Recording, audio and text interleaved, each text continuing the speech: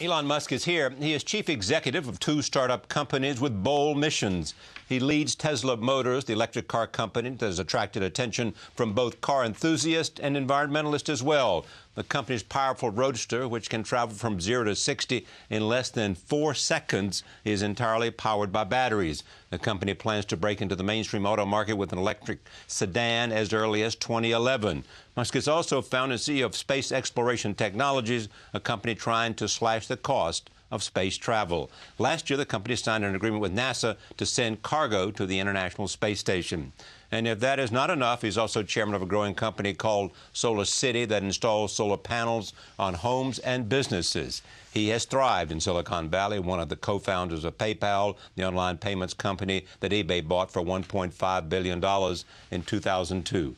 I am pleased to have him here at this table for the first time. Welcome. Thank you. Thanks for having me. I've been a big fan of the show for a long time. Let's just talk about you first, so that if the audience does not know, growing up in South Africa. Yeah. And how did you end up in Canada? I guess growing up in South Africa, it was very technology oriented, and I taught myself how to program computers, mostly because I wanted to program games.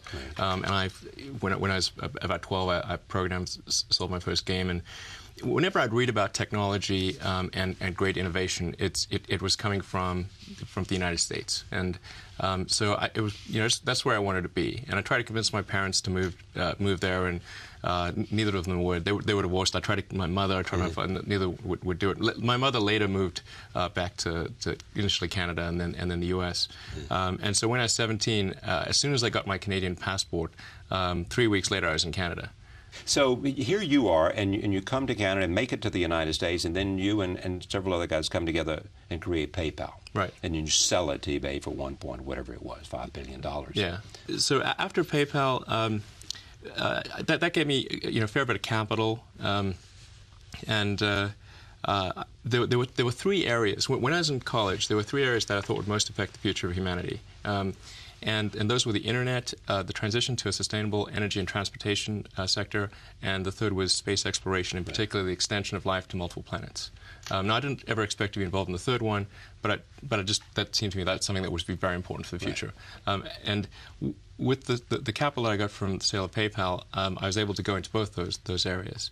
And so hence SpaceX and in the space, and then in the sustainable energy and transportation, you've got Solar City and Tesla. Let me talk about space exploration just for a moment. How is it going in terms of creating the systems that will engage us in space exploration, not just for governments and not just for NASA, but for private citizens as well? Well, you have to divide the efforts that are going on into what is an orbit class effort versus a suborbital class effort, and there's really a very big difference. But the general public doesn't understand the difference between getting to space and getting to orbit, and so it's important to make that distinction. To do a suborbital flight, you need a terminal velocity of around Mach 3. Right. To get to orbit, you need a terminal velocity of Mach 25. It's a huge difference, and because the energy required to do that scales with the square of the velocity. So suborbital might be 9 units of energy.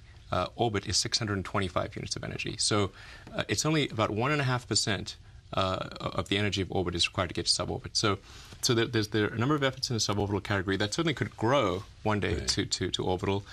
There's Jeff Bezos has an effort. And I know that's something that's pretty. Is Branson involved in this or not? Branson, absolutely. Right. Not so much directly from the technology standpoint, but from he's funding that development at scaled composites in California. And what are you doing? So we're in the orbit class, and that's it's a lot more capital, and that's really where you're sort of pushing the ragged edge of what's physically possible. And last year we got to orbit for the first time with our rocket, and that was certainly a huge relief and a milestone. Yeah, and so what's the next step? You get a rocket into orbit. Yeah. So next month we were putting a satellite for Malaysia into orbit, and then from Malaysia. For Malaysia. Oh, for Malaysia. Yes, a Malaysian satellite. But in the rocket business, the rocket company does the launch. It's not like the airline business. So you don't sell the rocket, you sell the launch. Right. and then later this year we'll be launching our big rocket from Cape Canaveral. That's the Falcon 9, and that's the one that's going to be servicing the space station, among other things. Is there a philosophy here that somehow the private sector can do a lot more than it has done in areas that seem, because of the size, reserved for government? Yeah, definitely. The private sector is very good at optimization and innovation. I mean, the private sector is generally better at doing things than the government. I think that's fair to say. But there are certain things that the government that are suited to the government, like basic research and that sort of thing. Yeah. So as far as SpaceX, the reason that there hasn't been a huge number of a big improvement in the space industry, I think is because of it's very difficult for Schumpeter's creative destruction process to come into effect, because it is such a significant amount of capital that's needed to start a rocket company, and it's a very difficult technical challenge. And the number of people that really understand rocketry in the world is a very small number. So it's really huge barriers to entry. And that's why we haven't seen the forcing function of improvement that there should have been over the years. And your understanding came from this was not what you studied in college. Well, I studied physics. But studying physics and studying rocket science right. is a very different thing. Yeah, no, it gives you the basics. It gives you the basics, good framework, good analytical framework. Yeah. But no, I picked it up along the way. Yeah. But what is your core competence, you think? I think it's technology. Technology, yeah. Technology. If something has to be designed and invented, and you have to figure out how to ensure that the value of the thing you create is greater than the cost of the inputs, then that's probably my core skill. Now bring me to the car, and I drove a car this afternoon. So far, so good. Which was terrific. It's the Roadster. Yeah. Where does that stand? You obviously, I've been in the Google parking lot. Yeah. Okay. You would have seen a few there. I've seen a few there. Yeah. I'm sure that's true in other places in Silicon Valley. Yeah. I don't know whether it's particularly a car that appeals to people in Silicon Valley because of interest in technology and high performance and lots of other things, or what? Whether there are a lot of rich people who are willing to spend that kind of money for something they think is on the cutting edge of causes they believe in, sustainable energy. Right. Tell me about where you are in this development of this electric car, which Sure. has, most of all, this extraordinary sort of power. Yeah. 0 to 60 time at 3.9 seconds, and the road. This is extraordinary when you think about the sports cars and anything else that's out on the road today. Yeah, in fact, on the Top Gear test track, our standard Roadster beats a Porsche GT3. Exactly, which that's is my point. not That's bad. a reference. and the Roadster Sport will do even better. Yeah.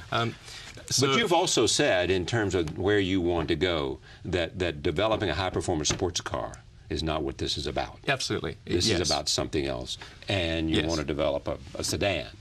Yeah, the whole purpose behind Tesla, the reason I put so much of my time and money into helping create the business is we want to serve as a catalyst for accelerating the electric car revolution.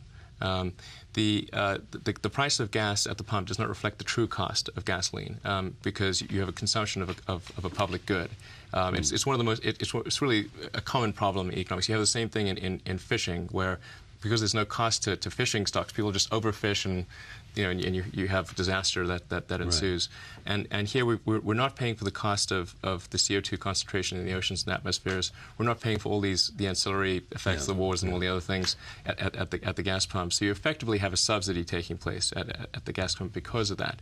So the only way to bridge that is with innovation, is to try to make electric cars better sooner than they would otherwise be. Now, suppose this is a hypothetical which may or may not speak to the point, but suppose 15 years ago, right? Let's say Bill Clinton as president, who talked about the road to the 21st century and all of that.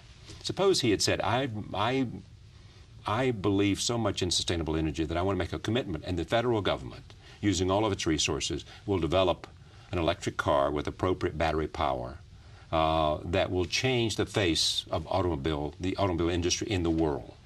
Was that very doable? And Bill Clinton was elected in 1992, 17 years ago. Yeah.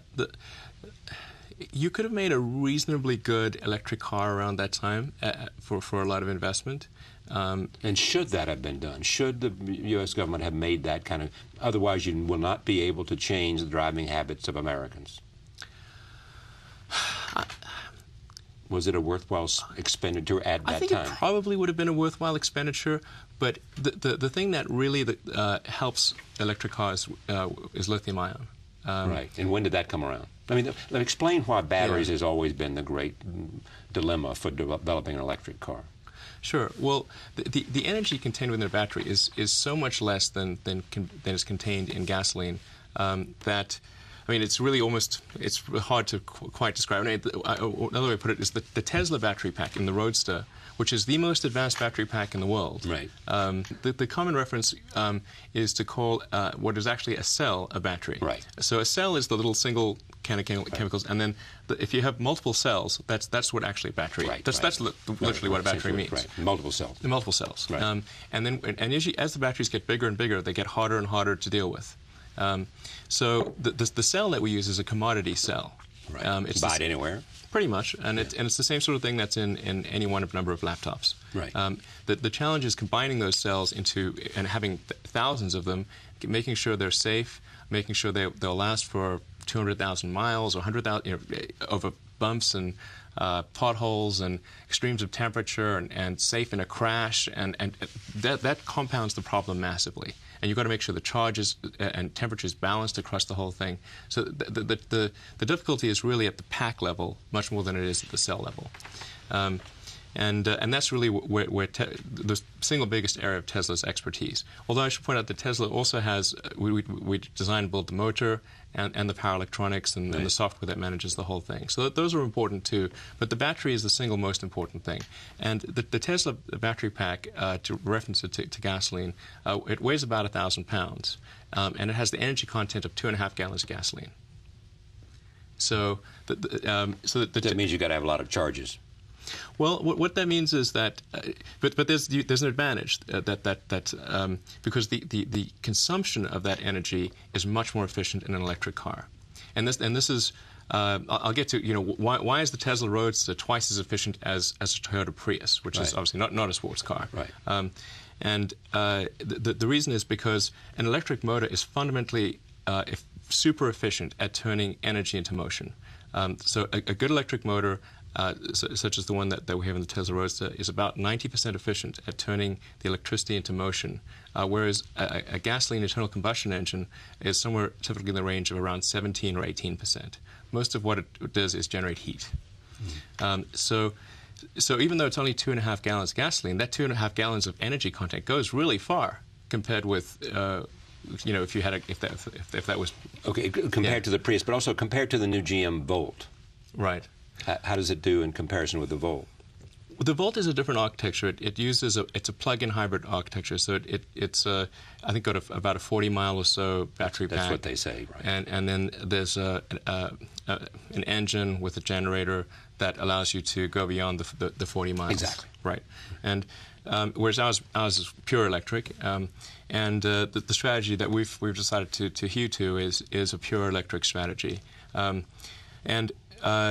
mean, I've been criticized sometimes for responding to questions like yours to explain why we've gone pure electric, and then people have taken that to be an attack on the Volt, which is not the case. I hope the Volt succeeds, and I think it can be a pretty good car and all that kind of thing. I don't take this as an attack. I'm asking a question. It's not, but I just wanted to put that, Hey, what I hope to do in this conversation with you is figure out what it is you've done, because you've got a fair amount of attention. Sure. Figure out why you're not further along than you are, or figure out why you are and what your expectations are to do. And where is the game for you? I think it's taken a while for the industry to come around to this point, but I think it's largely at this point it's almost become conventional wisdom that the future is electric cars. Right. The only question is this interim period of this transitional period. But if you look at the pace of battery improvement, it's clear that's why I mean it's inevitable. Right. The future will be entirely electric. And the irony of all this conversation is that in the last year, a year before its bankruptcy, General Motors had announced that the Bolt, was the key to their future as an automobile company. Right. Yeah, exactly. I mean, one area of criticism I think that is valid regarding GM is Prius that helped them come to that conclusion, by the way. Well, they should have probably done a Prius or something like that. But I think if they had the EV1, right, exactly, which didn't work, but didn't make it for reasons I'm not clear. Right, and as a marketing success. Yeah, and Chris Payne did a movie, Who Killed the Electric Car, about it, and it was sort of trying to investigate that issue. But I think it's notable that in that movie it shows that the customers who had the EV1, the cars had to be taken away from them and crushed, and they held a candlelit vigil. Right. If you have people that really love a product to the degree that they're willing to hold a candlelit vigil for it, that says, hey, maybe you should make an EV too. It certainly does say that, So the car that I drove today, the Roadster 2, I think it was a Roadster before this. This is right, second iteration of it. Yeah. Came through production what year? The first Roadster number 1, the first production Roadster, which was fully Department of Transport legal and all that sort of stuff. Met all the standards. Yeah, it was February of last year, and that was my car. That was the car, your car? Yeah. Meaning what? The one production that you unit 1. Oh, okay. Yeah. And so then you decided immediately to make improvements on that. Yeah, absolutely. It was a little rough going in the beginning, and we had some issues with some of the powertrain components. Right. In fact, not the hard stuff, but the stuff that's sort of theoretically easier. We were able to fix those and get production ramped up, and now we're at the point where we're delivering about 20 to 25 cars a week. You know that Tata Motors, obviously I know Ratan Tata. Take for a moment what he's doing in India. Yeah. Developing a little sedan for $2,300, the Nano. Right. Where do you put that in the whole equation of where the future of cars are? Well, I think it's a good idea to have affordable cars. I think the problem with something like the Nano, which I think, by the way, I would say a problem. I think it's a great idea, and Rotten is a gentleman in the skull and an awesome guy all round. All of those I agree with. Yes, it's hard not to. Yeah, exactly. I think where it's going to become challenging in the future is as the price of gasoline rises. The cost of acquiring the car is much less of an issue than the cost of operating the car. Right. And I think oil is going it's to inevitable be very, that it's already very, moving back up. And do you have some assumptions in your own calculations as to where oil will level off? I think it will exceed the numbers we've seen last year. 144. Oh yeah, sure, absolutely. I think we'll see it start to approach $200 and beyond by 2010, 11, 12, somewhere in there. I'd say whenever the next boom is. So if let's say the next boom is 4 years from now, it'll be around that point. Of all your businesses, which one do you care the most about? Well, right now my time is split roughly evenly between Tesla and SpaceX. So I guess it would be pretty even between the two. And Solar City is doing great on its own, and the two co-founders there, Lyndon and Peter Rive, have done a phenomenal job, and thankfully it requires very little of my attention. Right now, the reason to create a sports car, a Roadster, as the first stage of this, is because it attracts attention, or what? Oh, so good, great question. So, because people often misinterpret why we have created a sports car, because they will say, the implication will be sports cars for rich guys is not a way to solve the energy problem. Right, exactly. And they would sort of like that I feel that there was somehow a shortage of sports cars for rich guys or something like that, and that was the problem. That's right. And not if any new technology is expensive when it starts out. And you can point to pretty much anything, because the first thing that engineers are trying to do is make it work. And then when you make it work, then you optimize and you optimize and you optimize. And if you look at the early days of computers or cell phones or almost anything, even the early days of gasoline cars, they used to be toys for rich people until they were made affordable and mass production. Henry Ford came along. Yeah, and then you combine that with the car, yeah, and then you combine that with the fact that we're just a little startup, there's just no way that we could afford $1 billion to make a giant car plant that would make hundreds of thousands of cars a year, because that's the kind of volume you have to get to make cheap cars. And then it's also the first iteration of the technology. So we had both a volume problem and a new technology problem. And so that naturally you have to reach scale. You have to reach scale, and you have to work the bugs out of the system, and so you got to make it, and you want to make your mistakes at a small scale. Okay, so how's that going? Reaching scale and being able to create a business plan that will enable you to reach a large audience, and create and continue the development of the technology that will make it even more attractive. It's going really well, actually. So we had a few bumpy years in the beginning, but at this point we're producing at a steady state of about an annualized production rate of about 1,000 Roadster sports cars a year. We unveiled our sedan a few months ago, which is a much more functional car, and it's a $50,000 car. So it's about half the price of the Roadster. And the production run, say, for the year 2010 for the Roadster will be? About 1,000. And for the sedan? The sedan is only coming out in 2 years. So in 2011 will be the first year. Right. And what's the projection for that? We're expecting to do 20,000 units a year for the sedan. It's always difficult to predict these things exactly, but our target is we'll produce a total of about 100,000 of them and about 20,000 a year, and there are going to be many variations on that. We'll do an SUV and we'll do other things, and then we'll do our third generation platform beyond the sedan. The Model S sedan will be a sub $30,000 car. So we're trying to get to mass production as soon as we possibly can, but that's both from the cars that we make ourselves, as well as the cars we do in partnership with others, like the Daimler deal you may have read about. Right. And, yeah. So how do you measure the odds of success? Personally, I would say success for me, for Tesla, is that we've accelerated the advent of electric cars by at least 5 years. But is that the goal, to accelerate the advent of electric cars, or to create a great electric car company? I think the two are synonymous. Okay. I mean, you do one, you do the other. Okay. Yeah.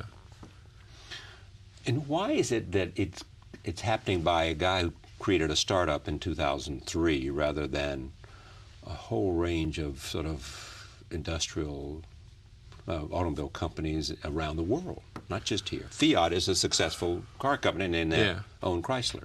Right. Well, disruptive technology, where you really have a big technology discontinuity, it tends to come from new companies. Right. You could ask the same question of why did Google come from Larry and Sergey? Right. Who, by the way, I've known Larry since before he got venture funding for Google. And is he an investor in Tesla? He is. Larry and Sergey are investors in Tesla. And they drive them or don't drive them? Yeah, they drive them, absolutely. Because some of the criticism that comes at you and the company now is that you went out to seek a lot of external financing and did not reach your goals. Well, it's taking us longer to reach our goals, but we're definitely reaching our goals. Yeah. What was it? Raise $100 million, or raise 40, or what was it? What was the goal? Well, I think some of the stumbles were silly mistakes we made ourselves. Some of them were market externalities. And we were getting ready to raise, or we're in the process of raising, about a $100 million round that began in sort of the summer of last year, and then ran into, Force 5 hurricane. Right, exactly. An economic circumstance that took everything in sight.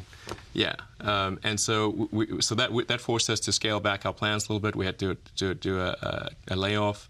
And we had to raise the money internally from existing investors. I had to put up a lot of the money personally, because there was just no money. And so that was sort of a hair-raising time for the company. But at this point, we're actually in good shape. We expect to be profitable in the third quarter. And that comes from the success of the Roadster. Yeah, and the Roadster. And we also have a powertrain supply business to Daimler as well for an electric smart that we're doing with them. Make the smart car an electric car. Yeah, the smart car was always intended to be an electric car, but they could never get the battery right. So a year and a half ago, we met with Daimler, and I was trying to convince them to work with us. We've really tried hard to work with a lot of different car companies, and what happened? Well, I guess they think, they sort of took the attitude of what does some little startup in Silicon Valley know that we don't know or couldn't do, and what would you say to them? Well, we'd say drive our car and look at our technology, and I don't know, it just never seemed to sort of sink in. But Daimler did, actually. So I went through Stuttgart one day on the way to India, actually, and met with Dr. Weber, the head of global R&D, and we had a conversation. I said, well, what does it take for us to work together? We'd love to do something. We'd love to do something with an affordable mass market car that we ourselves couldn't do right now because we don't have the capital and resources. Most of it. Yeah. So I said, what about what about electric smart? And because the smart was always intended to be an electric car, and what would it take for us to work together? And he said, well, if you could do a prototype, that would really go a long way. So we did. We worked really hard. The powertrain team, led by J.B. Straubel, did an awesome job. And 40 days later, when they came out to visit, we said, here's the car, take a drive. And they really liked what they saw. And so what did they do then? Then they said, okay, well, let's take it sort of another step further, and they gave us a little R&D contract, and eventually got to the point where we got a contract for to supply 1,000 cars for them, and then if we do well in that, we'll potentially go into tens of thousands of cars. But this is a car that everyone could afford, and could hopefully come quite soon. Do you have a profile of the people who you think will want to buy these roadsters? Yeah, absolutely. It's the kind of person who likes a performance car. Maybe they own a Porsche or a Lamborghini or something. This car is actually faster than a Lamborghini 0 to 60. Yeah, it's I think faster than almost anything I know of. Yeah. I mean, there's the really sort of $1 million supercars. Obviously, those will beat it. Like the Ferrari Enzo is going to be faster. Right. Exactly. But it's pretty much faster than any normal sports car. And it's really easy to drive. If you want a high performance car with a clean conscience, this is the only option. And the sedan is going to be for someone that wants a great sedan and also a clean conscience, and it's also going to be cheaper to operate than So. Right. You are, as you well know, a controversial guy as well. I try not to be controversial, I know but you don't, but controversy seems to find me. It finds you. It finds you because you think big. You're a software guy who has been successful in the private sector. Yeah. And see no reason you can't do things that other people have not been able to do, no matter how large the corporate enterprise. Create the best electric car, or B, put privately astronauts in space, which you say you will do in 2 years? Well, yeah. It sort of depends on when NASA asks us to do that. If NASA turns on asks us to do that this year, which we're hopeful that they will, the White House has convene a panel on the future of human spaceflight. That panel is going to make the recommendations in a few months. I hope that some of those recommendations will be favorable to SpaceX, because the alternative is if SpaceX doesn't do it, we will be entirely dependent on the Russians to carry our astronauts to the space station after 2010. And billions of dollars will be spent on essentially a sole source situation to the Russians, which I think is outrageous. And you haven't taken advantage of the opportunity to go in space yourself, have you? No, I've not. Have you wanted to? If it was purely a matter of personal interest, I would have done it already. Right. I mean, I do want it. Is Sergey interested in that, or no? Sergey is expressed some interest in that. Some interest, yes. Yeah, I would like to go at some point, but it's. I'm also in the point where it's difficult for me to take personal risks. I used to take a lot of personal risks because of children. I've got my kids and responsibilities with the companies as well, and so if I do things where they have personal risk at this point, I risk more than my own being. Yeah. You've had how many triplets? You have one set of triplets and one set of twins. Yeah. No, to have the twins with me in New York, actually. So they like the car. Yeah. Yeah, they can't drive they can't go in the Roadster because it doesn't, it's not very kid friendly. But the sedan, it's not very kid friendly. You're right. The sedan will be ideal for them. So, much success to you. Thank you for coming. Thank you for joining us. See you next time.